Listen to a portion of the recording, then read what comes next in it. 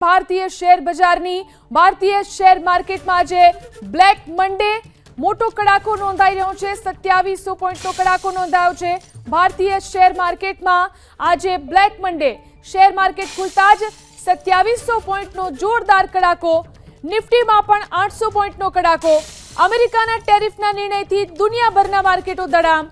America એક્સપર્ટની black મન્ડેની ભવિષ્યવાણી સાચી પડી છે। ટ્રમ્પના ટેરિફના નિર્ણયથી શેર માર્કેટમાં કડાકાની આગ જોવા મળી રહી છે। તો ભારતીય શેર બજારમાં જે આજે અસર જોવા મળી રહી છે, શેર માર્કેટમાં જે આજનો મન્ડે બ્લેક મન્ડે સાબિત થઈ રહ્યો છે।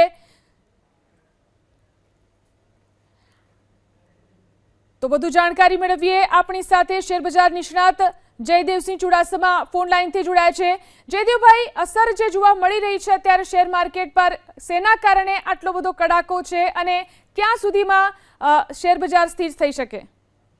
બિલકુલ, ડોનાલ્ડ ટ્રમ્પ દ્વારા વિશ્વના 60 દેશો ઉપર ટેરિફ નાખવામાં આવ્યા છે અને આ વાતને લઈ અને જે 60 રાષ્ટ્રો છે તે બે ભાગમાં વહેંચાઈ ગયા છે, જેમાં અમુક રાષ્ટ્રો છે તે અમેરિકાની સાથે વાતચીત કરી આ પ્રશ્નનો હલ માગે છે, જ્યારે ચાઇના, યુરોપિયન, કેનેડા જેવા દેશો છે તેઓ ડોનાલ્ડ બાર પલટવાર કરશે। મતલબ કે સવારે ભારત ત્યાર પછી ચાઇનાએ પણ અમેરિકા ટેરિફ નાખ્યા। તો આ વાત નેગેટિવ છે। અમેરિકા સાથે સાથે દુનિયાભરના બજારો અને વિશ્વભરના બજારો આજે 5%થી લઈ 10% સુધીનો ઘટાડો જોવા મળ્યો છે।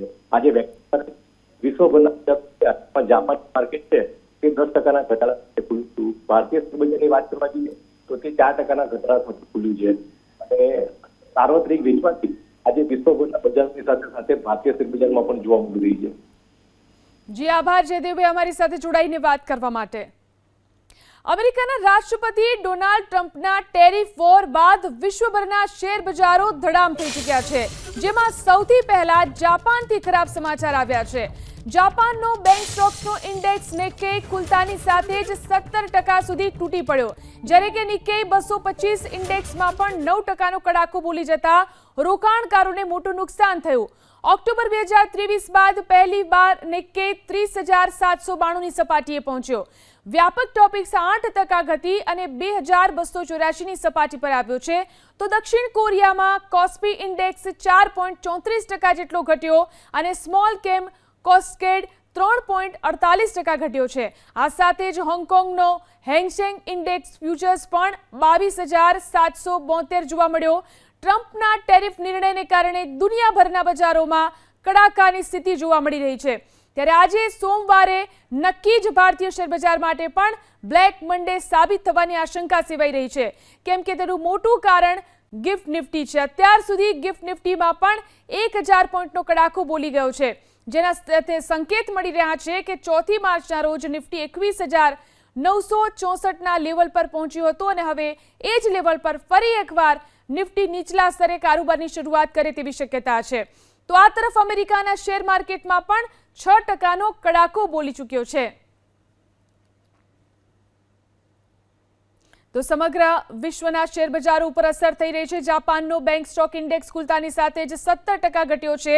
એશિયન બજારોમાં પણ 6 થી 8%નો ઘટાડો નોંધાઈ રહ્યો છે। યુએસના ટેરિફથી દુનિયાભરના દેશોમાં બબાલ મચી ચૂકી છે। ટેરિફ વોર જે રીતે ટ્રમ્પે શરૂ કર્યું છે, 50થી વધુ દેશો અમેરિકા સાથે કરવા માંગે છે વાત, આ નિવેદન આપ્યું છે ટ્રમ્પે।